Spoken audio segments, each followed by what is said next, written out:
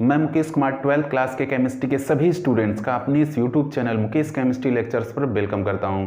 बच्चों, आज के इस लेक्चर में मैं आपको कोऑर्डिनेशन कंपाउंड्स की एक इंपॉर्टेंट थ्योरी पढ़ाने जा रहा हूं। एक ऐसी थ्योरी पढ़ाने जा रहा हूं जिससे हम ये पता कर पाएंगे कि उपसह संयोजन यौगिक के केंद्रीय धातु और लिगेंड के बीच में जो उपसह संयोजक बंध बनता है वो किस तरह से बनता है, कैसे बनता है, और उपसह संयोजन यौगिकों की ज्योमेट्री के बारे में भी हम पता कर पाएंगे और उपसह संयोजन यौगिकों की नेचर, प्रकृति कैसी है, इसका भी हम पता कर लेंगे इस थ्योरी की सहायता से जिसको मैं पढ़ाने जा रहा हूं। बच्चों, इस थ्योरी का नाम है बैलेंस बॉन्ड थ्योरी, संयोजकता बंध सिद्धांत। तो बच्चों, आप अपनी कॉपी और पेन के साथ रेडी हो जाओ मेरे साथ इस थ्योरी के नोट्स तैयार करने के लिए। तो ठीक है बच्चों, स्टार्ट करते हैं इस थ्योरी को। बच्चों, इस थ्योरी का नाम है बैलेंस बॉन्ड थ्योरी, शॉर्ट में बच्चों इसको कहते हैं बीबीटी और हिंदी में बोलते हैं इसको संयोजकता बंध सिद्धांत। अब बच्चों, सबसे पहले ये जान लेते हैं कि ये थ्योरी हमें उपसह संयोजन यौगिकों के बारे में कौन कौन सी जानकारी देती है। मतलब इससे उपसह संयोजन यौगिकों के बारे में क्या क्या फैक्ट्स हमें पता चलते हैं। तो सबसे पहले हमारा यही काम है कि आखिरकार ये थ्योरी हमें क्या दे रही है, इस थ्योरी से हमें क्या क्या नॉलेज मिल रही है, क्या क्या जानकारियां मिल रही हैं। तो सबसे पहले इन बातों को हम पता करते हैं। बच्चों, ये थ्योरी हमें ये बताती है कि उपसह संयोजक यौगिक, बच्चों अगर आप फर्स्ट टाइम हमारा लेक्चर वीडियो देख रहे हैं और उपसह संयोजक या उपसह संयोजन या संकुल यौगिक या संकुल से कंफ्यूज हो रहे हैं तो बिल्कुल कंफ्यूज ना हो। ये जो इंग्लिश में कोऑर्डिनेशन कंपाउंड्स वर्ड है, इसको हिंदी में बच्चों उपसह संयोजक भी कहते हैं। एक बार फिर आपका कंफ्यूजन दूर कर दूं, उपसह संयोजक भी कहते हैं, उपसह संयोजक यौगिक हिंदी रूपांतरण है। और इसी को बच्चों उपसह संयोजन यौगिक कहा जाता है बच्चों। और इसी को बच्चों संकुल यौगिक कहा जाता है, संकुल यौगिक कहा जाता है बच्चों। और इसी को सिंपल बोलचाल में केवल संकुल कह देते हैं। तो बच्चों, ये जो चारों नाम हैं ये कोऑर्डिनेशन कंपाउंड्स का हिंदी रूपांतरण है। अलग अलग बुक्स पे अगर अलग अलग नाम का यूज किया गया है तो बिल्कुल कंफ्यूज नहीं होना, उन सब का मतलब एक ही है। और मतलब क्या है? Coordination compounds. तो हम भी ज्यादातर मोस्टली मैंने फर्स्ट इस लेक्चर वीडियो में, इस चैप्टर के फर्स्ट लेक्चर वीडियो में बताया था, मैं ज्यादातर संकुल यौगिक वर्ड का यूज करूंगा। तो जैसे मैंने यहां पर उपसह संयोजक यौगिक राइट डाउन कर दिया है तो इससे आप बिल्कुल कंफ्यूज ना हो। इसको उपसह संयोजन भी हम लिख सकते हैं और संकुल यौगिक भी लिख सकते हैं। तो हाँ बच्चों, आप अपने पॉइंट पे आते हैं। मैं ये बताने जा रहा था कि ये जो थ्योरी है, ये जो बैलेंस बाउंड थ्योरी है जिसको संयोजकता बंध सिद्धांत कहते हैं, ये आखिरकार हमें कौन कौन सी जानकारियां अवेलेबल कराती है। ये बच्चों पूरी तरह से किस पे डिपेंड है? उपसह संयोजन यौगिकों के बारे में ही हमें जानकारी देती है। क्या क्या जानकारी देती है बच्चों? आपने पढ़ा था कि जो उपसह संयोजन यौगिक होता है उसके अंदर केंद्रीय धातु होती है, सेंट्रल मेटल होता है और लिगेंड होता है। तो बच्चों ये हमें क्या क्या जानकारी देती है? नंबर फर्स्ट, ये हमें ये बताती है कि जो केंद्रीय धातु है, केंद्रीय धातु व लिगेंड, केंद्रीय धातु व लिगेंड के मध्य बच्चों कौन सा बॉन्ड बनता है? के मध्य उपसह संयोजक बंध बनता है बच्चों। उपसह संयोजक बंध कैसे बनता है, ये इसका एक्सप्लेनेशन ये थ्योरी करेगी। किसका एक्सप्लेनेशन करेगी? कि केंद्रीय धातु व लिगेंड के मध्य में जो उपसह संयोजक बंध बनता है वो कैसे बनता है। दूसरी बात हमें ये क्या बताएगी? हमें ये बताएगी संकुल यौगिकों की ज्योमेट्री, ज्यामिति ये हमें संकुल यौगों की क्या बताएगी, ज्यामिति, जिससे ये पता चलेगा कि ये संकुल यौग किस टाइप का है, चतुष्फलकी है या वर्ग समतली है या अष्टफलकी है, ये सब हमें इसी थ्योरी से पता चलेगा। और क्या बताती है ये बच्चों, संकुल यौगिक की प्रकृति में बच्चों क्या हम पता करते हैं कि ये संकुल यौगिक अनचुंबकीय है या प्रतिचुंबकीय है। ये इसी से पता चलेगा कि संकुल यौगिक हमारा अनुचुंबकीय है या प्रतिचुंबकीय है, पैरामैग्नेटिक एंड या डायामैग्नेटिक। इसको पैरा बोलते हैं, पैरामैग्नेटिक, और ये डायामैग्नेटिक, पैरामैग्नेटिक या डायामैग्नेटिक है। ये भी हमें इसी से पता चलेगा। और हमें इससे ये बात भी पता चलती है कि आखिर जो संकुल यौगिक है उसका प्रकार क्या है। प्रकार में बच्चों दो बातें आएंगी, एक होता है निम्न चक्रण संकुल यौगिक, निम्न चक्रण संकुल यौगिक, और दूसरा उच्च चक्रण संकुल यौगिक,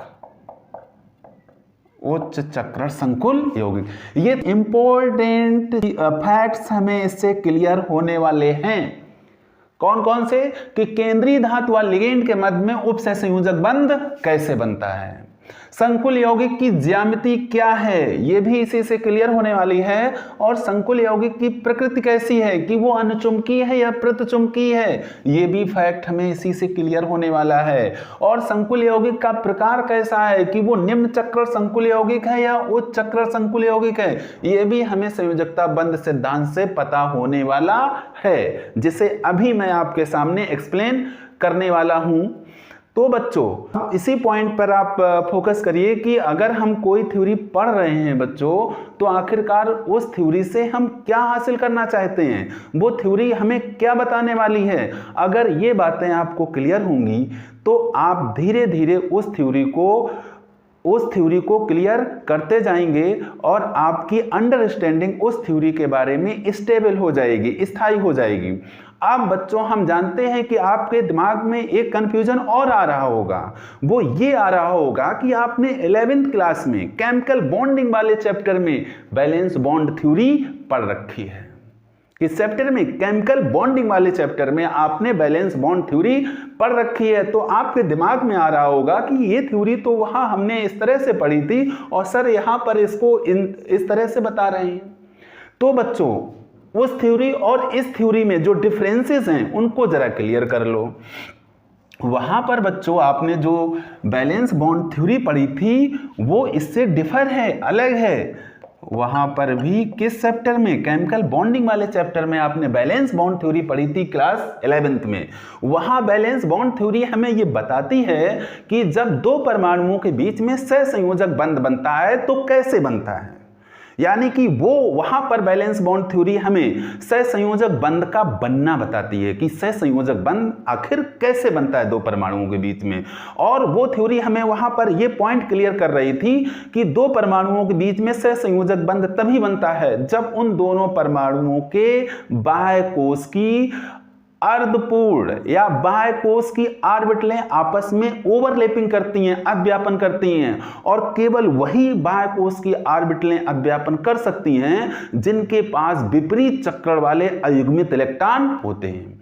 कुल मिलाकर मोटे मोटे तरीके से आप ये समझ लो कि केमिकल बॉन्डिंग में जो बैलेंस बॉन्ड थ्योरी है वो सहसंयोजक बंध कैसे बनता है इसको क्लियर करती है। अब बच्चों मैं आपको संयोजकता बंध सिद्धांत के फैक्ट्स पॉइंट वाइज क्लियर कराने जा रहा हूं, तो बच्चों इसका स्क्रीनशॉट आप ले लीजिए जिससे आपको ये पता चल जाए कि आखिर ये थ्योरी क्यों दी गई। तो बच्चों अब मैं आपको बैलेंस बॉन्ड थ्योरी के फैक्ट्स जो हैं वो पॉइंट वाइज क्लियर कराने जा रहा हूं। बच्चों बैलेंस बॉन्ड थ्योरी को अच्छे ढंग से समझने के लिए संकरण वाली जो कॉन्सेप्ट है जिसको हाइब्रिडाइजेशन कहा जाता है, हाइब्रिडाइजेशन, जो आपने 11th क्लास में पढ़ रखी है। कौन सी कॉन्सेप्ट? संकरण की कॉन्सेप्ट। इसको रिकॉल करना जरूरी है, तो इसको ध्यान में रखकर आप इसे समझ पाएंगे। चूंकि संयोजकता बंध सिद्धांत में संकरण वाली कॉन्सेप्ट का यूज किया गया है, संकरण की कॉन्सेप्ट का यूज करते हुए संयोजकता बंध सिद्धांत के द्वारा उपसह संयोजन यौगिकों की व्याख्या की गई है। तो इसे आप ध्यान में रखें। और जिन बच्चों ने संकरण नहीं पढ़ा है 11th में, वो हमारे इसी चैनल पर प्लेलिस्ट में जाएंगे और 11th क्लास की प्लेलिस्ट को ओपन करेंगे। उसमें केमिकल बॉन्डिंग वाले चैप्टर में संकरण का लेक्चर वीडियो पड़ा हुआ है, जिसे ओपन करके आप इस कॉन्सेप्ट को क्लियर कर सकते हैं, या मैं इस वीडियो के डिस्क्रिप्शन बॉक्स में इसका लिंक अवेलेबल आपको करा दूंगा। तो इसे समझना जरूरी है। ठीक, अब बच्चों इसी ट्रैक पर आते हैं, इसके फैक्ट्स वाले ट्रैक पर। बच्चों, ये संयोजकता बंध सिद्धांत, एक साइंटिस्ट थे लिनियस पॉलिंग नामक वैज्ञानिक ने 1930 में दिया था। यानी कि लिनियस पॉलिंग ने संयोजकता बंध सिद्धांत का प्रतिपादन 1930 में किया था। इस सिद्धांत के अनुसार पहला फैक्ट देखिए बच्चों, ये सिद्धांत ये बताता है कि संकुल यौगिकों में, जो संकुल यौगिक होते हैं, संकुल यौगिकों में बच्चों, ये संकुल यौगिक आप पढ़ रहे हैं, ये लगभग हमारा लेक्चर वीडियो नंबर 6 होगा। तो संकुल यौगिक का जो स्ट्रक्चर है वो आपके दिमाग में आ गया होगा लगभग। इसमें एक बच्चों एक बड़ा ब्रैकेट होता है, और इस बड़े ब्रैकेट में केंद्रीय धातु होती है, जिसको हम नॉर्मल एक सिंबल यूज कर रहे हैं M, और इसमें लिगेंड होते हैं। मोटा मोटा आप समझिए कि जो बड़ा ब्रैकेट होता है उसमें हम सेंट्रल मेटल को रखते हैं, केंद्रीय धातु को रखते हैं और लिगेंड को रखते हैं। और जो सामान आयन होते हैं, नॉर्मल जो आयन्स होते हैं वो इस बड़े ब्रैकेट के बाहर रखते हैं, तो ये आपके दिमाग में होना चाहिए। बच्चों, जो संकुल यौगिक होते हैं, तो संकुल यौगिकों में जो केंद्रीय धातु होती है, इस केंद्रीय धातु के पास लिगेंड के इलेक्ट्रॉन युग्मों को ग्रहण करने के लिए रिक्त ऑर्बिटलें होती हैं। क्या होती हैं? रिक्त ऑर्बिटलें। रिक्त ऑर्बिटलें किसके पास होती हैं? केंद्रीय धातु के पास, यानी कि इसके लिए हम वर्ड सिंबल यूज करेंगे CM, सेंट्रल मेटल। यानी कि पहला फैक्ट हमें ये बताता है कि संकुल यौगिकों में केंद्रीय धातु के पास लिगेंडों के इलेक्ट्रॉन युग्मों को ग्रहण करने के लिए रिक्त ऑर्बिटलें होती हैं। बच्चों, आपको पता है लिगेंड क्या देता है? लिगेंड इलेक्ट्रॉन युग्म देता है। और बच्चों, केंद्रीय धातु के पास उसकी उपसह संयोजन संख्या, यानी कि कोऑर्डिनेशन नंबर के बराबर रिक्त ऑर्बिटलें होती हैं। बच्चों, अभी मैं आपको समझा रहा हूं, इसके बाद इसका एक प्रॉपर नोट्स मैं अपने इस बोर्ड पर आपको अवेलेबल करा दूंगा, जिससे आप अपनी कॉपी में लिख पाएंगे सही से। पहले आप इसको समझ लीजिए, पहले ओरली मैं इसको समझा रहा हूं, तो पहले समझने पर फोकस करिए। तो पहला फैक्ट हमें यह बताता है कि संकुल यौगिकों में केंद्रीय धातु के पास लिगेंडों के इलेक्ट्रॉन युग्मों को ग्रहण करने के लिए रिक्त ऑर्बिटलें होती हैं। आप देखिए बच्चों, केंद्रीय धातु के पास रिक्त ऑर्बिटलें उसकी उपसह संयोजन संख्या के बराबर होती हैं, यानी कि कोऑर्डिनेशन नंबर के बराबर होती हैं। केंद्रीय धातु की जितनी उपसह संयोजन संख्या होगी, उसके पास रिक्त ऑर्बिटलें उतनी ही होंगी। ठीक है, तो ये पहला फैक्ट था। अब दूसरा फैक्ट, तो आपको ये बात क्लियर हो गई कि केंद्रीय धातु के पास क्या है, रिक्त ऑर्बिटलें हैं। उन रिक्त ऑर्बिटलों में वो लिगेंड के इलेक्ट्रॉन युग्म को ग्रहण करता है। अब बच्चों यहां पर संकुल यौगिक हो या संकुल आयन हो, दोनों के लिए ये बातें लागू होंगी। ये फैक्ट संकुल यौगिक और संकुल आयन दोनों के लिए लागू होंगे। और ये जो मैं सेंट्रल मेटल कह रहा हूं, तो सेंट्रल मेटल केंद्रीय धातु दो तरह से यूज होती है, एक तो परमाणु के रूप में और दूसरी आयन के रूप में। जो संकुल यौगिक होते हैं उनमें केंद्रीय धातु परमाणु और आयन दोनों फॉर्म में यूज की जाती है। ठीक है, तो ये बात भी ध्यान में रखेंगे। पॉइंट नंबर 2 ये कह रहा है कि ये जो रिक्त ऑर्बिटलें होती हैं, ये जो केंद्रीय धातु की जो रिक्त ऑर्बिटलें होती हैं, ये संकरित होकर के यानी कि आपस में मिक्स होकर के, संकरण में ये फैक्ट आपको समझाया गया है। संकरण को जरा रिकॉल करें। अब देखो रिक्त ऑर्बिटलें किसके पास हैं, सेंट्रल मेटल के पास हैं, केंद्रीय धातु के पास हैं। केंद्रीय धातु के पास क्या है, रिक्त ऑर्बिटलें। केंद्रीय धातु सेंट्रल मेटल के पास क्या है, रिक्त ऑर्बिटलें। ये रिक्त ऑर्बिटलें क्या करती हैं, आपस में संकरित होती हैं। संकरित होने का मतलब मिक्स हो जाती हैं और मिक्स होकर के संकर ऑर्बिटलें बनाती हैं। ये जो केंद्रीय धातु के पास जो रिक्त ऑर्बिटलें हैं, ये सारी रिक्त ऑर्बिटलें आपस में मिक्स हो गई और मिक्स होकर के क्या बनाती हैं, संकर ऑर्बिटलें। क्या बनाती हैं, संकर ऑर्बिटलें। आपको पता है कि जो संकर ऑर्बिटलें बनती हैं उनकी ऊर्जा आपस में समान होती है, और जो संकरण से पहले की जो ऑर्बिटलें हैं, रिक्त ऑर्बिटलें हैं, इनकी ऊर्जा लगभग समान होती है, जो कि संकरण में क्लियर कराया जाता है। तो मैंने क्या बताया कि केंद्रीय धातु की जो रिक्त ऑर्बिटलें हैं वो संकरित होकर के संकर ऑर्बिटलें बनाती हैं, संकर ऑर्बिटलें बनाती हैं। अब आप देखिए कि केंद्रीय धातु की जो रिक्त ऑर्बिटलें हैं उन्होंने आपस में क्या किया, संकरण किया और क्या बनाई उन्होंने, संकृत ऑर्बिटलें। अब ये संकृत ऑर्बिटलें लिगेंड की पूर्ण ऑर्बिटलों के साथ, किसके साथ, लिगेंड। देखो बच्चों, जो लिगेंड होता है उसके पास इलेक्ट्रॉन युग्म होता है, इस वजह से उसकी ऑर्बिटलें कैसी होती हैं, पूर्ण होती हैं, पूर्ण भरी होती हैं। पूर्ण ऑर्बिटलों के साथ ये जो संकर ऑर्बिटलें मिली हैं, जो केंद्रीय धातु के पास हैं, ये संकरित ऑर्बिटलें यानी कि संकर ऑर्बिटलें लिगेंड की पूर्ण ऑर्बिटलों के साथ क्या करती हैं, अतिव्यापन करती हैं। क्या करती हैं, अतिव्यापन, जिसको कहते हैं ओवरलैपिंग। जैसा कि आपने केमिकल बॉन्डिंग वाले चैप्टर में पढ़ा था कि अतिव्यापन से बॉन्ड बनता है, तो यहां किसका अतिव्यापन हो रहा है, कौन कौन ऑर्बिटलों का अतिव्यापन हो रहा है, केंद्रीय धातु की संकर ऑर्बिटलें और लिगेंड की पूर्ण ऑर्बिटलों के साथ अतिव्यापन होता है, जिससे रासायनिक बंध बनते हैं, जिनको हम कहते हैं उपसह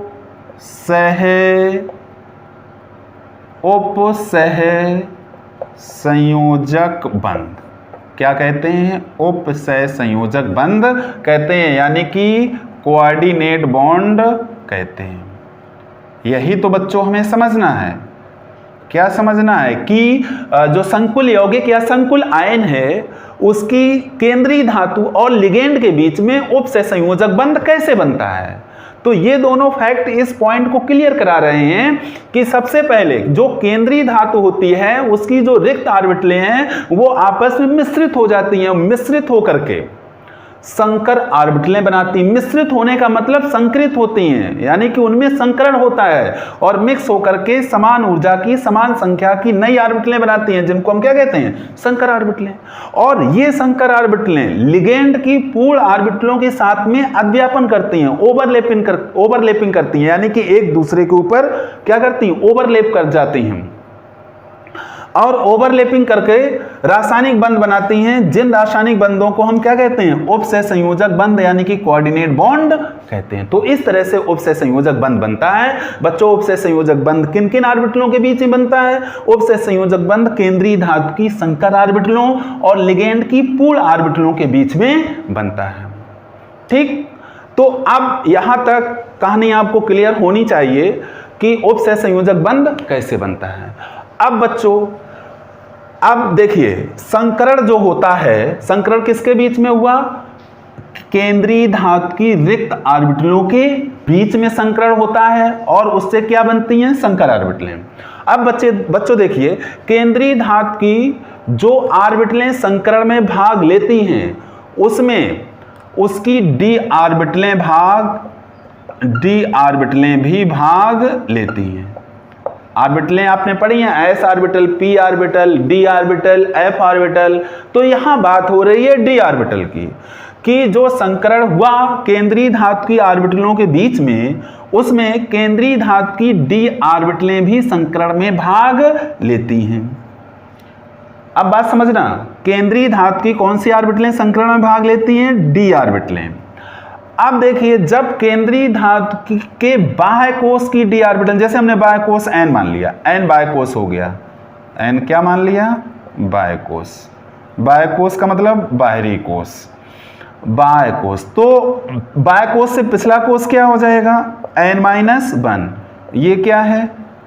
बाह्य कोश से पिछला कोश, बाह्य कोश से पिछला कोश। अब बात समझना, यहां हमने बाह्य कोश क्या माना? n, तो बाह्य कोश से पिछला कोश क्या हो गया? n-1। जब संकरण में केंद्रीय धातु के बाह्य कोश से पिछले कोश की डी ऑर्बिटलें भाग लें, बाह्य कोश से पिछले कोश की डी ऑर्बिटलें भाग लें, यानी कि कौन सी ऑर्बिटलें भाग लें? n-1 डी ऑर्बिटलें भाग लेती हैं। तो उससे जो संकुल यौगिक बनते हैं उनको बच्चों कहते हैं आंतरिक कक्षक संकुल यौगिक। और जब केंद्रीय धातु के बाह्य कोश यानी कि एन कोश की डी ऑर्बिटलें भाग लेती हैं संकरण में, तो उससे जो संकुल यौगिक बनते हैं उनको कहते हैं बाह्य कक्षक संकुल यौगिक। यानी कि संकुल यौगिक दो टाइप के डी ऑर्बिटलों के संकरण में भाग लेने के आधार पर होते हैं। पहला क्या बताया मैंने? आंतरिक कक्षक संकुल यौगिक। दूसरा क्या बताया? बाह्य कक्षक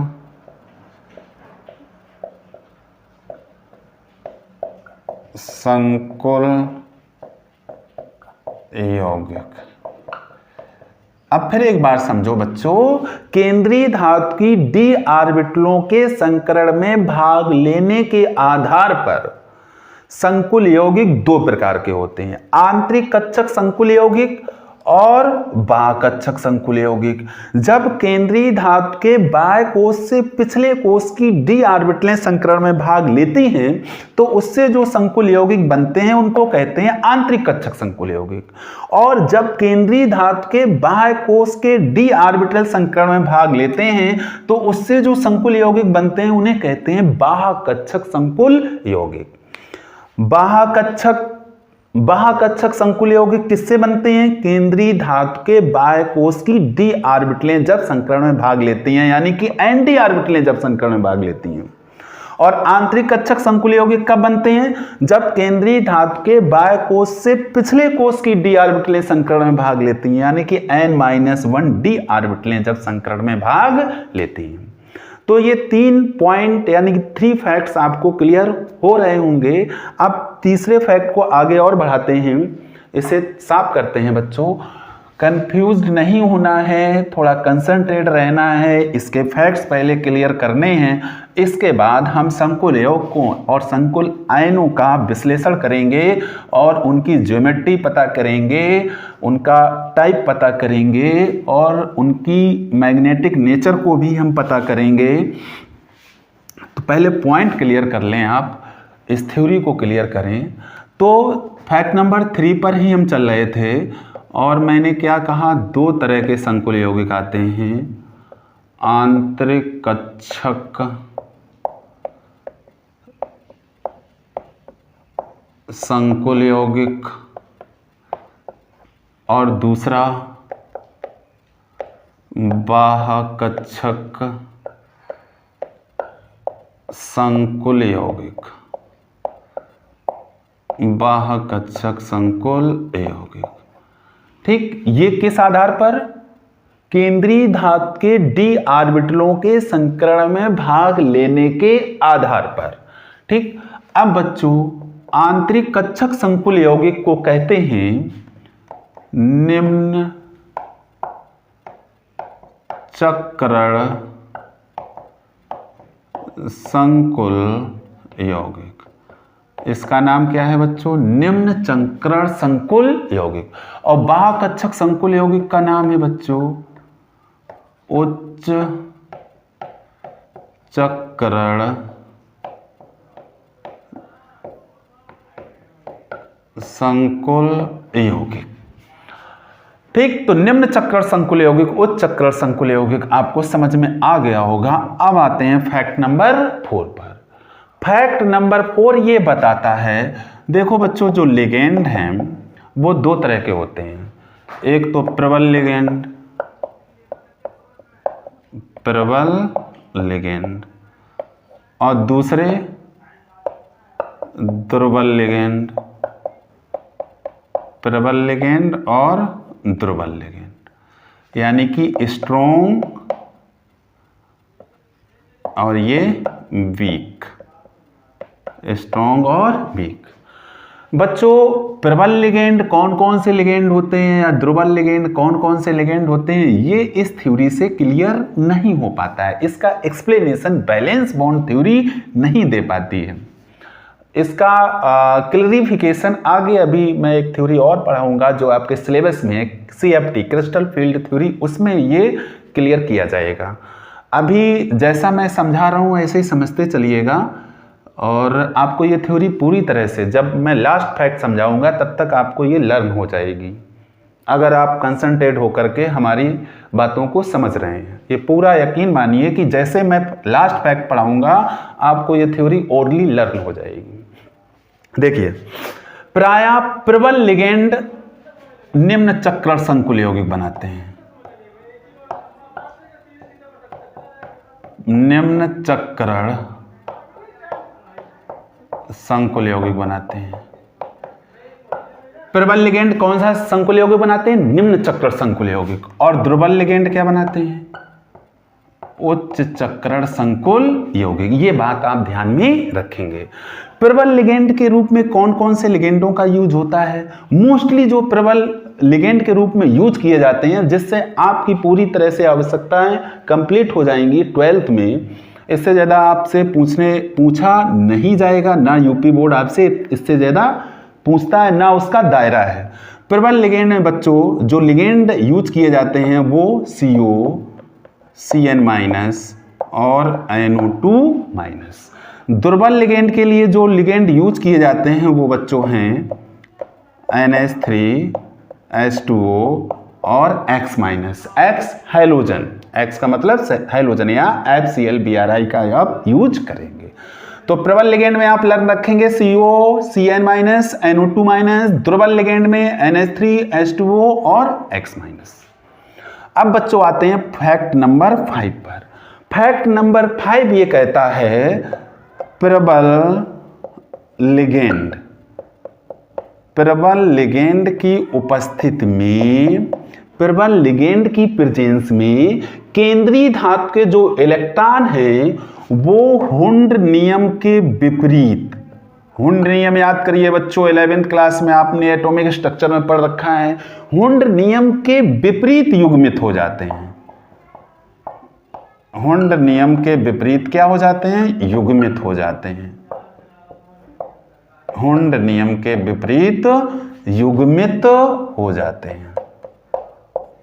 अब बात आप समझो, हुंड नियम ये कहता है किसी परमाणु के उपकोष में इलेक्ट्रॉन तब तक युग्मित नहीं होते हैं जब तक कि उसके सभी ऑर्बिटलों में एक एक इलेक्ट्रॉन ना पहुंच पाए। जैसे मान लो हमें इसमें ये हमने p उपकोष बना दिया जिसमें 3 ऑर्बिटल होते हैं, px, py, pz, और इसमें आपको 5 इलेक्ट्रॉन भरने हैं। तो आप एक ऑर्बिटल में अधिकतम, एक ऑर्बिटल मींस एक बॉक्स में अधिकतम 2 इलेक्ट्रॉन रह सकते हैं, जिनके जो स्पिन की डायरेक्शन होती है वो अपोजिट होती है। देखिए, पहला इलेक्ट्रॉन, दूसरा इलेक्ट्रॉन, तीसरा इलेक्ट्रॉन, चौथा इलेक्ट्रॉन और पांचवा इलेक्ट्रॉन। अगर आप ऐसे भरते हैं तो ये गलत तरीका है इलेक्ट्रॉन भरने का। हुंड रूल ये बताता है कि पहले सभी ऑर्बिटलों में आप एक एक इलेक्ट्रॉन भरेंगे, इसके बाद ही पेयरिंग स्टार्ट होगी, यानी कि first, second, third, fourth, fifth. पांचवा इलेक्ट्रॉन ये है और चौथा इलेक्ट्रॉन ये है। ठीक है, ये रूल है। अब इसमें क्या होता है, प्रबल लिगेंड की उपस्थिति में इलेक्ट्रॉनों का ये जो युग्मन मैंने कराया, ये जोड़ा बनाया है, ये हुंड नियम के विपरीत होता है। हुंड नियम के विपरीत होता है। जैसे मान लो इसी को हम डी कोष में कन्वर्ट कर दें, 5 ऑर्बिटल बना दें, 3, 4, 5, ठीक ऐसे बना दें, और यहाँ पर अभी इलेक्ट्रॉन और भर दें, जैसे 1, 2, 3, 4, 5, 6, 7। ये हुंड रूल के अकॉर्डिंग हमने 7 इलेक्ट्रॉन भर दिए। अब अगर यहाँ कोई प्रबल लिगेंड आ जाएगा तो इन इलेक्ट्रॉनों का युग्मन हो जाएगा, यानी कि ये जो सिंगल सिंगल इलेक्ट्रॉन भरे हैं इनका युग्मन हो जाएगा, ये जोड़े में आ जाएंगे, यानी कि ये तुरंत यहाँ आ जाएगा, ऐसे जोड़ा बना लेगा, और ये वाला इधर आ जाएगा। तो ये जो युग्मन है ये हुंड नियम के ठीक विपरीत होता है, जो अभी मैं जब संकुल आयन को एक्सप्लेन करूंगा उसमें ये फैक्ट और क्लियर करा दूंगा। आप यहाँ पर इतनी बात ध्यान रखेंगे कि प्रबल लिगेंड की उपस्थिति में केंद्रीय धातु के इलेक्ट्रॉनों का जो युग्मन होता है वो हुंड नियम के विपरीत होता है। प्रबल लिगेंड की उपस्थिति में केंद्रीय धातु के इलेक्ट्रॉनों का जो युग्मन यानी कि पेयरिंग जो होती है वो हुंड नियम के अपोजिट होती है, हुंड नियम के विपरीत होती है। तो अभी तक 5 फैक्ट्स मैंने आपको क्लियर करा दिए। एक बार रिकॉल कर लीजिए। फैक्ट नंबर फर्स्ट ये कहता है कि संकुल यौगिक या संकुल आयन में, संकुल यौगिकों या संकुल आयनों में केंद्रीय धातु, अब केंद्रीय धातु मैंने आपको बताया परमाणु आयन दोनों फॉर्म में यूज होती है। संकुल यौगिकों या संकुल आयनों में केंद्रीय धातु के पास लिगेंड के इलेक्ट्रॉन युग्मों को ग्रहण करने के लिए रिक्त ऑर्बिटलें होती हैं। केंद्रीय धातु के पास उसकी उपसह संयोजन संख्या के बराबर रिक्त ऑर्बिटलें होती हैं। फैक्ट नंबर फर्स्ट था। फैक्ट नंबर सेकंड ये कहता है कि केंद्रीय धातु के रिक्त ऑर्बिटल, केंद्रीय धातु के रिक्त ऑर्बिटल संकृत होकर के संकर ऑर्बिटल बनाते हैं, और ये संकर ऑर्बिटल लिगेंडों के पूर्ण भरे ऑर्बिटलों के साथ अध्यापन करके रासायनिक बंध बनाते हैं, जिन्हें उपसह संयोजक बंध कहते हैं। अब आ जाइए फैक्ट नंबर 3 पर। फैक्ट नंबर 3 ये कहता है कि संकरण में भाग लेने वाले डी ऑर्बिटल, भाग लेने वाले डी ऑर्बिटल या तो बाह्य कोश के डी ऑर्बिटल होते हैं या बाह्य कोश से पिछले कोश के डी ऑर्बिटल होते हैं, और इन दोनों प्रकारों के आधार पर बने संकुल यौगिक 2 प्रकार के होते हैं। अगर बच्चों बाह्य कोश के डी ऑर्बिटल संकरण में भाग ले रहे हैं तो उससे जो संकुल यौगिक बनता है उसको कहते हैं बाह्य कक्षक संकुल यौगिक, और अगर आंतरिक कोशों के डी ऑर्बिटल संकरण में भाग ले रहे हैं तो उससे जो संकुल यौगिक बनता है उसको कहते हैं आंतरिक कक्षक संकुल यौगिक। ठीक, 3 पॉइंट हुए। पॉइंट नंबर 4 आपके सामने है, पॉइंट नंबर 5 आपके सामने है। अब आते हैं बच्चों पॉइंट नंबर 6 पर, पॉइंट नंबर 6 पर, और इसको समझते हैं। पॉइंट नंबर 6 ये कहता है कि जो लिगेंड, जो संकुल यौगिक या संकुल आयन की जो ज्यामिति है वो संकरण पर निर्भर करती है, संकरण पर निर्भर करती है। यहां मैं 3 चीजें बनाऊंगा, CN कोऑर्डिनेशन नंबर, उपसह संयोजन संख्या और संकरण, और तीसरे में बनाऊंगा ज्यामिति, ज्योमेट्री, ज्यामिति। ठीक, अब देखो बच्चों, यहाँ बच्चों 12th क्लास में जो आपको उपसह संयोजन यौगिक पढ़ाए जा रहे हैं उनकी मोस्टली 2 ही कोऑर्डिनेशन नंबर हैं, कोऑर्डिनेशन नंबर 4 और कोऑर्डिनेशन नंबर 6, यानी कि उपसह संयोजन संख्या 4 और उपसह संयोजन संख्या 6। तो इन्हीं उपसह संयोजन संख्या वाले संकुल यौगिक आपको पढ़ने हैं। तो मैं इन्हीं उपसय संयोजन संख्या को ले रहा हूं, उपसय संयोजन संख्या 4 यानी कोऑर्डिनेशन नंबर 4। अब इसमें जब sp3 संकरण होता है तो ज्यामिति बच्चों होती है चतुष्फल की, संकुल यौगिक की ज्यामिति होती है चतुष्फल की, यानी कि टेट्राहेड्रल, टेट्राहेड्रल। ठीक, अब जब उपसय संयोजन संख्या 4 है और संकरण आपका हो गया DsP2 तो ज्यामिति हो जाती है बच्चों वर्ग समतली, वर्ग समतली। इसमें बच्चों जो संकुल यौगिक बनता है वो आंतरिक होता है, आंतरिक कक्षक संकुल यौगिक बनता है, आंतरिक कक्षक संकुल यौगिक बनता है। जब बच्चों उपसय संयोजन संख्या 4 है, संकरण हो जाता है बच्चों sp2d टाइप का, तब भी जो ज्यामिति होती है वो वर्ग समतली रहती है संकुल यौगिक की, लेकिन संकुल यौगिक का टाइप हो जाता बाह्य, बाह्य कक्षक संकुल यौगिक। अब देखिए कोऑर्डिनेशन नंबर 6 देख लीजिए, अगर उपसय संयोजन संख्या 6 है और संकरण आपका है D2sp3 तो ज्यामिति जो आती है संकुल यौगिक की वो आती है अष्टफल की, अष्टफल की, यानी कि ओक्टाहेड्रल, ओक्टाहेड्रल। इसमें जो संकुल आता है वो आंतरिक होता है, कैसा होता है बच्चों? आंतरिक, आंतरिक कक्षक संकुल यौगिक। कोऑर्डिनेशन नंबर 6 है, संकरण हो जाता है आपका sp3d2 तो ज्योमेट्री बच्चों अष्टफल की ही रहती है, अष्टफल की ही रहती है, यानी कि ओक्टाहेड्रल रहती है, और जो संकुल है वो बाह्य कक्षक संकुल यौगिक हो जाता है। तो आपको ये इतने टाइप के संकरण और इतने टाइप की ज्योमेट्री आपको इस चैप्टर में पढ़नी है, इसको ध्यान में आपको रखना है। अब आते हैं बच्चों फैक्ट नंबर 7 पर।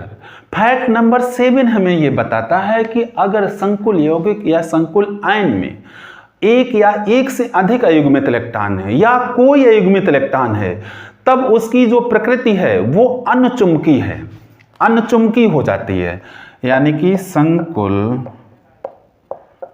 यौगिक, संकुल यौगिक या आयन में क्या है? अगर बच्चों अयुग्मित इलेक्ट्रॉन है, अनपेयर्ड इलेक्ट्रॉन है, अयुग्मित इलेक्ट्रॉन है तो उसका नेचर कैसा हो जाता है? पैरामैग्नेटिक, पैरामैग्नेटिक, यानी कि अनचुंबकी। नेचर कैसा हो जाता है बच्चों? अनचुंबकी। इसके विपरीत बच्चों अगर अयुग्मित इलेक्ट्रॉन नहीं है, अयुग्मित इलेक्ट्रॉन नहीं है, यानी कि अयुग्मित इलेक्ट्रॉन 0 है तो उसका जो नेचर है वो हो जाता है डायामैग्नेटिक, यानी कि प्रतिचुंबकी, प्रतिचुंबकी। इस बात को ध्यान रखेंगे बच्चों। हम अयुग्मित इलेक्ट्रॉनों की संख्या निकाल लेते हैं कब? जब हम उसका एक्सप्लेनेशन करते हैं, स्ट्रक्चर बनाते, ज्योमेट्री बनाते हैं, तो वहां से हमें अयुग्मित इलेक्ट्रॉनों की संख्या पता चल जाती है। सपोज करो अयुग्मित इलेक्ट्रॉन n है किसी संकुल यौगिक में, तो उसका जो चुंबकीय आघूर्ण, बच्चों चुंबकीय आघूर्ण का सिंबल म्यू होता है, ये ग्रीक भाषा का अक्षर है जिसका नाम है म्यू। तो उसका चुंबकीय आघूर्ण आसानी से हम इस फार्मूले से निकाल लेते हैं, म्यू इक्वल टू √n+2, और चुंबकीय आघूर्ण का मात्रक होता है बोहर मैग्नीटॉन, Bm, बोहर मैग्नीटॉन। इस फार्मूले का यूज करके हम संकुल यौगिक का चुंबकीय आघूर्ण आसानी से निकाल लेते हैं, बशर्ते हमें उसमें अयुग्मित इलेक्ट्रॉनों की संख्या पता होनी चाहिए। जहां n है अयुग्मित इलेक्ट्रॉनों की संख्या। मुझे उम्मीद है कि आपको ये संयोजकता बंध सिद्धांत अभी तक ओरल लर्न हो गया होगा, ओरल लर्न हो गया होगा। संयोजकता बंध सिद्धांत में ये 7 फैक्ट हैं और इन 7 फैक्ट को आपको ध्यान में रखना है। अब इसके बाद मैं इसका एक प्रॉपर नोट्स बोर्ड पर अवेलेबल कराने जा रहा हूं, जिससे आप अपनी केमिस्ट्री कॉपी में इसको राइट डाउन कर सकें और बोर्ड एग्जाम में इसको लिख सकें। तो ठीक है बच्चों, अब इसको मैं राइट डाउन करने जा रहा हूं। अब बच्चों जो फैक्ट्स मैंने आपको क्लियर कराए थे उनमें से 3 फैक्ट्स मैंने बोर्ड पर राइट डाउन कर दिए हैं। इन फैक्ट्स को आप पॉज करते हुए वीडियो को अपनी कॉपी में राइट डाउन कर लीजिए या स्क्रीनशॉट लेकर राइट डाउन कर लीजिए। बच्चों एक बार फिर मैं इनको रीड किए दे रहा हूं आपकी सुविधा के लिए। लिनियस पॉलिंग ने 1930 में संकुल यौगिकों या आयनों की ज्यामिति एवं गुणों की व्याख्या करने के लिए संयोजकता बंध सिद्धांत का प्रतिपादन किया। इस सिद्धांत के अनुसार फैक्ट नंबर फर्स्ट, संकुल यौगिकों या आयनों में केंद्रीय धातु के पास लिगेंड के इलेक्ट्रॉन युग्मों को ग्रहण करने के लिए रिक्त ऑर्बिटलें होती हैं। केंद्रीय धातु के पास उसकी उपसह संयोजन संख्या के बराबर रिक्त ऑर्बिटलें होती हैं। फैक्ट नंबर 2, केंद्रीय धातु की ये रिक्त ऑर्बिटलें संकृत होकर संकर ऑर्बिटलें बनाती हैं। ये संकर ऑर्बिटलें लिगेंड की पूर्ण ऑर्बिटलों के साथ अध्यव्यापन करके रासायनिक बंध बनाती हैं, जिन्हें उपसह संयोजक बंध कहते हैं। फैक्ट नंबर 3, संकरण में भाग लेने वाली डी ऑर्बिटलें या तो आंतरिक n-1 डी ऑर्बिटलें होती हैं या तो बाह्य n-d ऑर्बिटलें होती हैं। इन दोनों प्रकारों से बनने वाले संकुल यौगिक क्रमशः आंतरिक संकुल यौगिक व बाह्य कक्षक संकुल यौगिक कहलाते हैं। आंतरिक कक्षक संकुल यौगिक व बाह्य कक्षक संकुल यौगिक कहलाते हैं। आंतरिक कक्षक संकुल यौगिकों को निम्न चक्कर संकुल यौगिक भी कहा जाता है और बाह्य कक्षक संकुल यौगिकों को उच्च चक्कर संकुल यौगिक भी कहा जाता है। तो ठीक है बच्चों, लिखें इनको।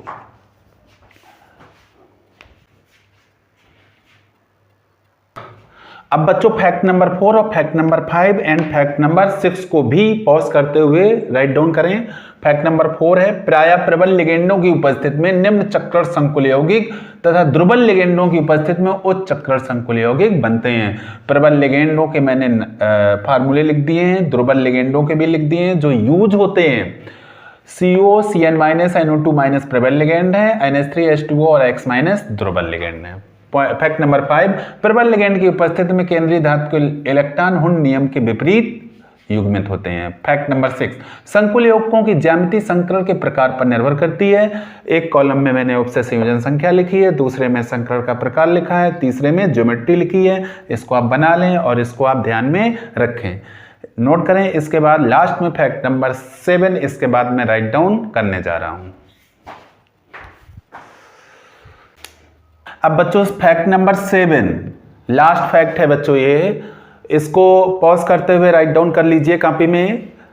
एक बार रीड किए दे रहा हूं। यदि संकुल यौगिक में एक या अधिक अयुग्मित इलेक्ट्रॉन है तो वह अन्य चुंबकीय यानी कि पैरामैग्नेटिक प्रकृति का होता है, और यदि अयुग्मित इलेक्ट्रॉनों की संख्या 0 है, मतलब उसमें कोई अयुग्मित इलेक्ट्रॉन नहीं है, तो वह प्रतिचुंबकीय यानी कि डायामैग्नेटिक प्रकृति का होता है और उसका चुंबकीय आघूर्ण μ=√n+2 बोहर मैग्नेटॉन।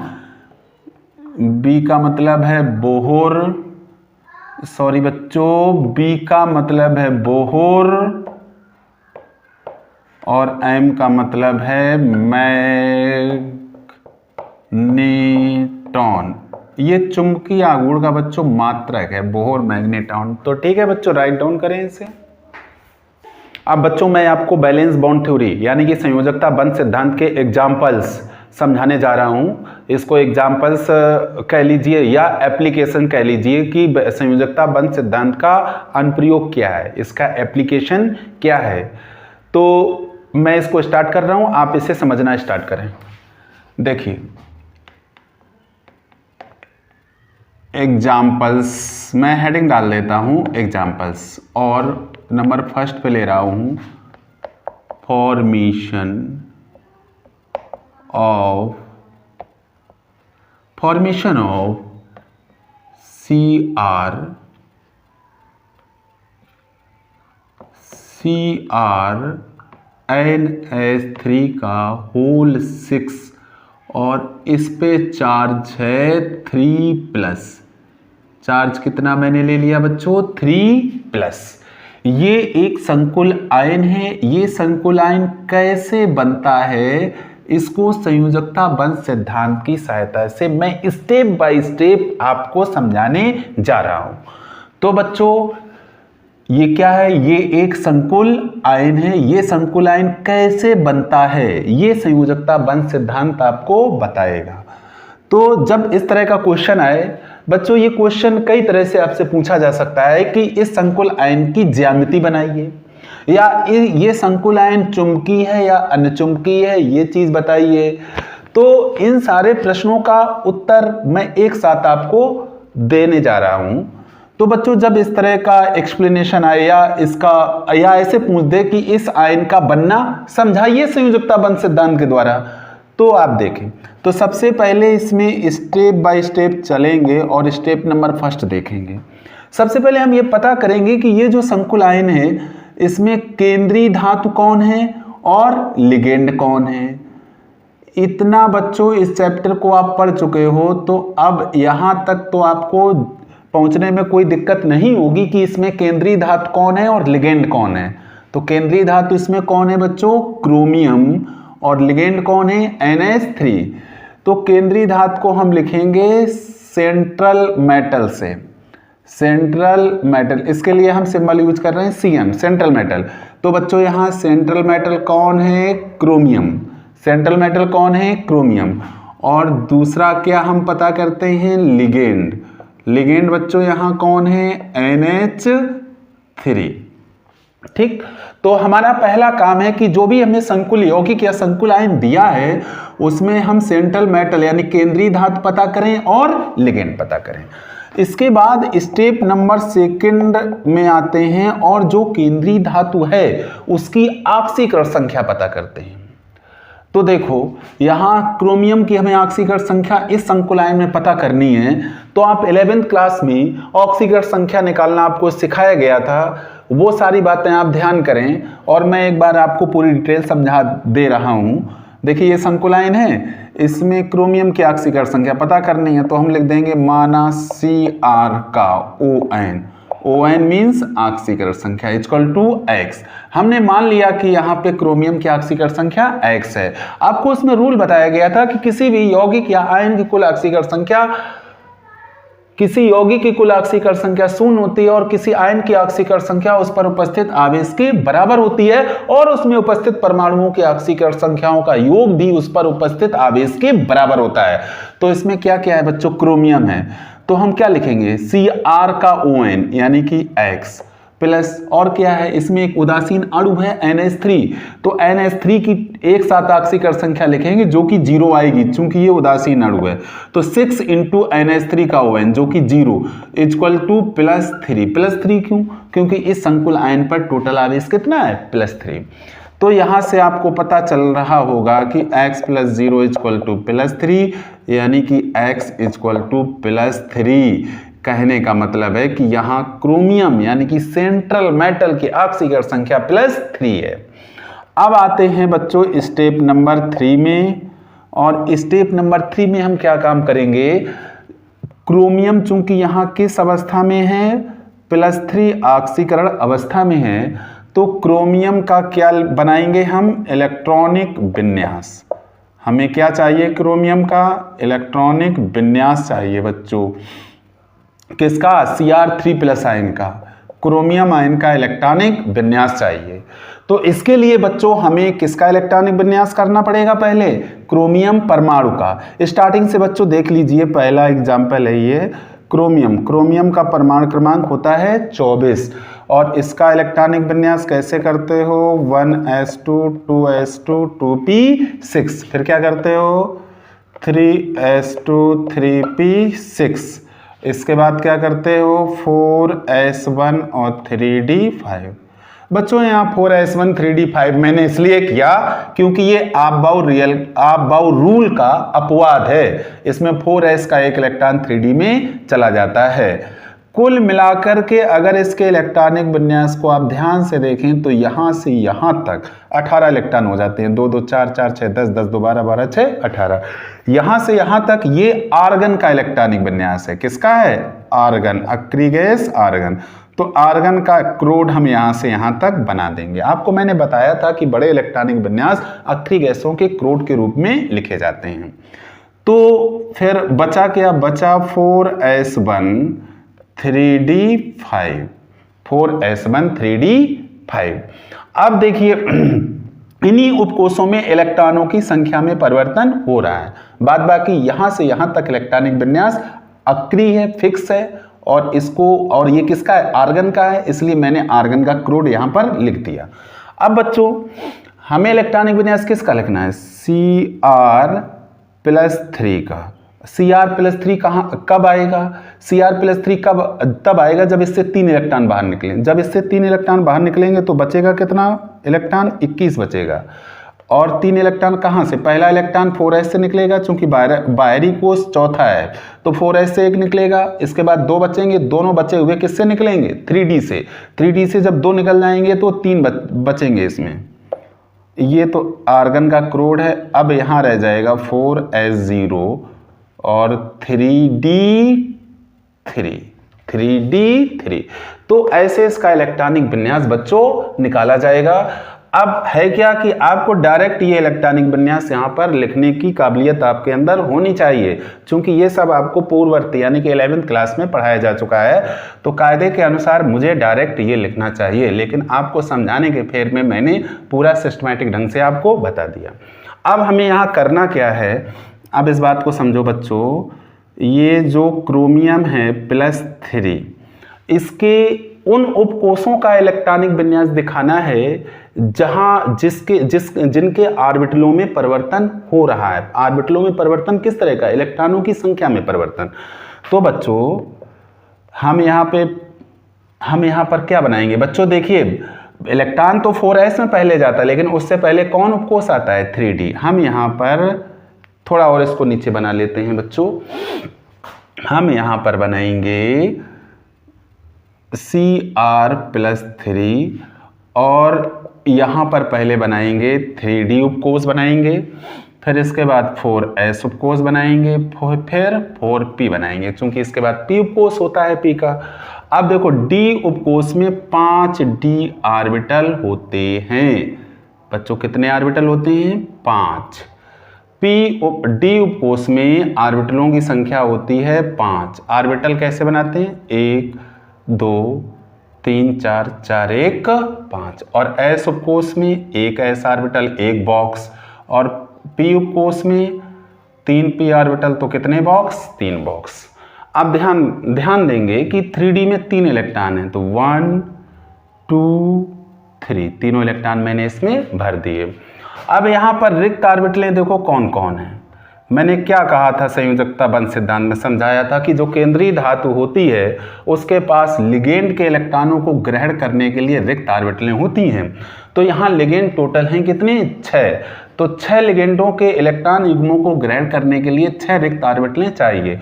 1 2 3 4 5 6 हैं, 6 रिक्त ऑर्बिटलें हैं आपके सामने उपस्थित हैं। ये 6 रिक्त ऑर्बिटलें हैं किसके पास, केंद्रीय धातु के पास में। तो ये जो 6 रिक्त ऑर्बिटलें हैं, इसमें 2 रिक्त ऑर्बिटलें d उपकोष की हैं, एक s की है और 3 p की है। तो ये मैंने, अब उसको ध्यान करो जो अभी मैंने थ्योरी एक्सप्लेन की थी कि केंद्रीय धातु के पास जो रिक्त ऑर्बिटलें होती हैं वो आपस में संकृत होकर के संकर ऑर्बिटलें बनाती हैं। तो यहाँ 2 तो d की हैं और 1 s की है और 3 p की हैं। तो ये रिक्त ऑर्बिटलें आपस में संकृत होंगी, यानी कि आपस में मिक्सिंग करेंगी, और मिक्सिंग करके क्या करेंगी, D2sp3 संकरण। कौन सा संकरण करेंगी, देखो बच्चों समझो, D की 2 है तो D2, 1 s है तो s, और p की 3 है तो p3। ये करेंगी D2sp3 संकरण। कौन सा संकरण करेंगी, D2sp3 संकरण। अब बच्चों ध्यान से समझते चलिए, एक अगर आपने अच्छे ढंग से समझ लिया तो फिर आप आगे बड़े आसानी से एक्सप्लेनेशन कर देंगे कि कैसे संकुलायन बनता है। तो मैंने आपको ये बताया था कि जितनी ऑर्बिटलें संकरण में भाग लेती हैं उतनी ही संकर ऑर्बिटलें बनती हैं। अब जरा सोचो, इसमें 2 d ऑर्बिटलें हैं, एक s ऑर्बिटल है, 3 p ऑर्बिटल है, टोटल कितनी होंगी? 2 1 3 3 3 6। तो जो संकर ऑर्बिटलें बनेंगी उनके नाम क्या होंगे? d2sp3 संकर ऑर्बिटलें। और वो कितनी बनेंगी? 6 बनेंगी। 6 ने भाग लिया तो कितनी बनेंगी? 6 बनेंगी, जिनकी ऊर्जा आपस में समान होगी। तो हम यहाँ आपको समझाने के लिए बॉक्स बनाएंगे। कितने बॉक्स बनाएंगे बच्चों? 6 बॉक्स बनाएंगे। इसको थोड़ा और बड़ा बना देते हैं ताकि आपको अच्छे ढंग से समझ में आ जाए। तो देखो बच्चों, 1 बॉक्स, 2 बॉक्स, 3 बॉक्स, 4 1 5 बॉक्स और 5 1 6 बॉक्स। ये क्या है? ये बच्चों हैं d2sp3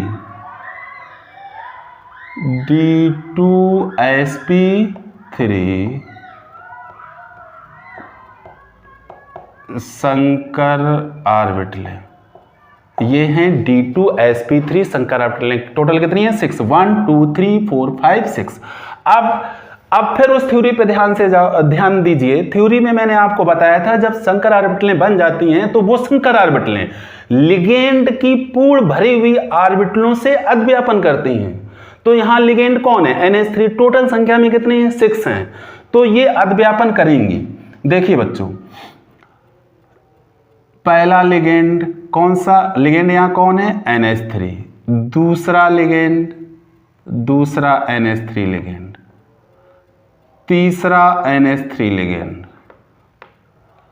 चौथा NH3 लिगेंड। ये अद्व्यापन करेंगी ऑर्बिटलें NH3 की बच्चों। किसके साथ? इन संकर ऑर्बिटलों के साथ। कितने इलेक्ट्रॉन देंगी ये? 2 2 इलेक्ट्रॉन। 1 2 1 2 1 2 1 2 1 2 1 2। तो कितने उपसे संयोजी बॉन्ड बने?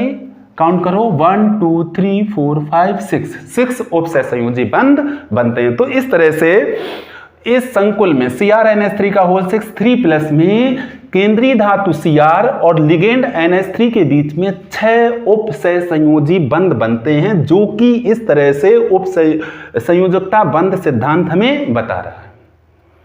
अब देखो बच्चों, यहां पर संकरण कौन है? d2sp3। अभी मैंने पॉइंट नंबर 7 यानी फैक्ट नंबर 6 में आपको बताया कि d2sp3 जब संकरण होता है तो ज्योमेट्री होती है ओक्टाहेड्रल, अष्टफल की।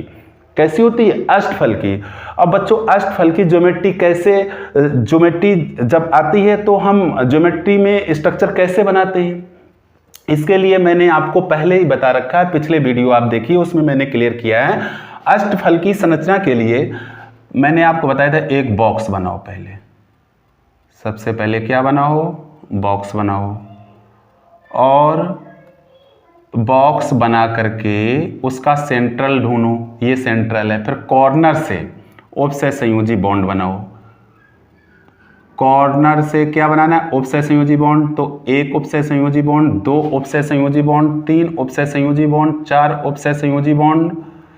और फिर परपेंडिकुलर ऊपर से लंबवत एक उपसय संयोजी बॉन्ड बनाओ, नीचे से एक उपसय संयोजी बॉन्ड बनाओ। चूंकि लिगेंड एक ऊपर से लंबवत आएगा, एक नीचे से लंबवत आएगा। अब आपको पता है कि इसको यहाँ से मैच कराएंगे, इसको यहाँ से मैच कराएंगे, इसको यहाँ से मैच कराएंगे, इसको यहाँ से मैच कराएंगे, 4 फलक ऊपर आएंगे। इसी तरह से इसको इस कॉर्नर से इस कॉर्नर से इस कॉर्नर से इस कॉर्नर से मैच कराएंगे तो 4 फलक नीचे आएंगे, 8 फलक हो जाएंगे। अब सेंट्रल में क्या है? केंद्रीय धातु। कौन है केंद्रीय धातु? Cr। लिगेंड कितने हैं? 6। 1 2 3 4 5 और 5 1 6। ये हो गए 6 लिगेंड जुड़ गए।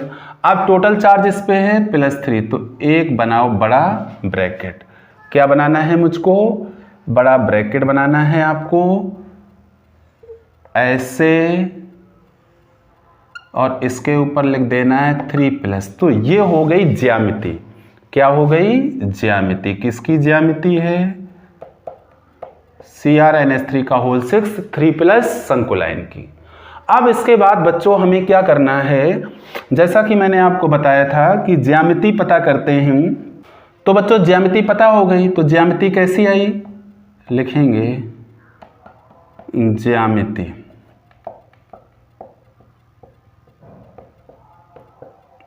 अष्टफलकी ओक्टाहेड्रल।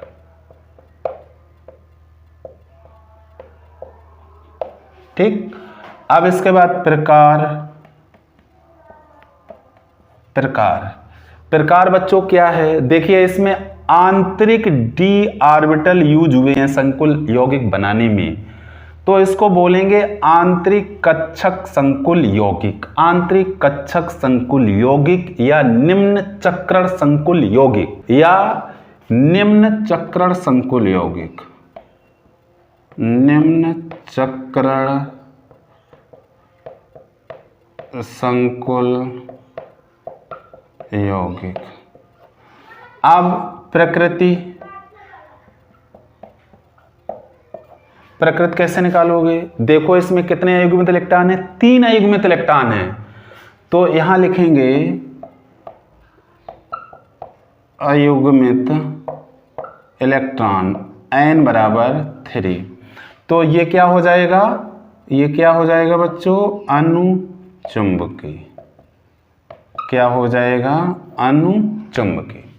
अब इसके बाद अगर इसका चुंबकीय आघूर्ण म्यू निकालना है तो √n+2 फार्मूला लगाएंगे, तो 3+2 तो हो जाएगा टोटल √15, 15 का वर्गमूल लेंगे, 15 का वर्गमूल बच्चों आता है 3.87, तो 3.87 बोहर मैग्नेटॉन इसका आ जाएगा चुंबकीय आघूर्ण। तो इस तरह से पूरा इसका हो गया पोस्टमार्टम, पूरा ये संकुलाइन कैसे बनता है सब आपको डिटेल में मैंने समझा दिया है। इसका स्क्रीनशॉट ले लो या पॉज करते हुए इसको नोट कर लीजिए। अब बच्चों आते हैं एग्जाम्पल नंबर 2 पर, और formation of FeCN6 4- hexacyanoferrate second कैसे बनता है ये संकुलाइन, इसको समझते हैं।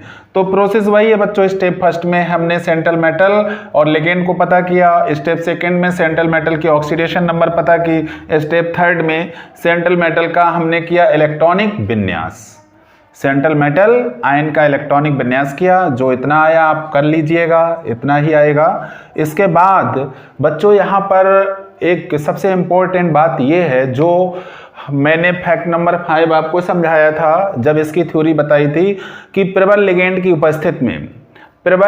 उपस्थिति में केंद्रीय धातु के जो इलेक्ट्रॉन हैं वो हुंड नियम के विपरीत युग्मित हो जाते हैं। जैसे यहाँ Fe2+ के 3D कोष के इलेक्ट्रॉन व्यवस्थित हैं, इलेक्ट्रॉन है 6, 1 2 3 4 5 6। अब जब इसमें एक प्रबल लिगेंड Cn- की एंट्री जब हुई है तो इसकी उपस्थिति में ये जो इलेक्ट्रॉन हैं ये हुंड नियम के विपरीत युग्मित हो जाते हैं, यानी कि जो ये सिंगल इलेक्ट्रॉन अनपेयर्ड इलेक्ट्रॉन अलग अलग बॉक्सों में थे, यानी कि अलग अलग घरों में थे, ये इस प्रबल लिगेंड की उपस्थिति की वजह से, प्रबल लिगेंड की उपस्थिति की वजह से क्या हो जाएंगे, पेयर्ड हो जाएंगे, एक दूसरे के साथ जोड़ा बना लेंगे और अपने अपने बॉक्स खाली करते जाएंगे, यानी कि अपने अपने घर खाली करते जाएंगे। केमिस्ट्री की दृष्टि से कहें तो ये प्रबल ऋणात्मक लिगेंड है, तो इसकी वजह से यहाँ पर जो प्रतिकर्षण बल होगा वो बहुत ज़्यादा होगा, जिस वजह से ये इलेक्ट्रॉन प्रतिकर्षित होंगे और पीछे जोड़े में बनते चले जाएंगे, यानी कि पीछे पेयर्ड होते चले जाएंगे, यानी कि डबलिंग इनकी हो जाएगी, और जो बॉक्स खाली हो सकते हैं वो खाली कर देंगे, यानी कि जो ऑर्बिटल खाली हो सकते हैं वो खाली कर देंगे।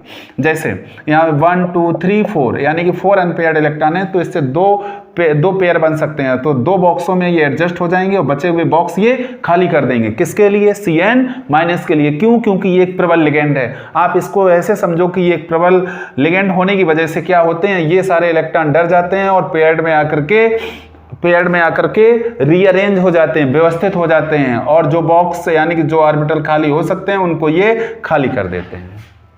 ठीक है। तो अब बॉक्स कौन कौन बचे, डी में बचे 2, एस में 1 और पी में 3, यानी कि D2sp3 संकरण होता है इन रिक्त ऑर्बिटलों के बीच में, और इससे ये 6 D2sp3 संकृत ऑर्बिटलें बनती हैं, जिनसे जो लिगेंड है, जो साइनो लिगेंड है, वो क्या काम करता है, वो अध्यापन करता है और 6 उपसे संयोजी बॉन्ड बनाता है।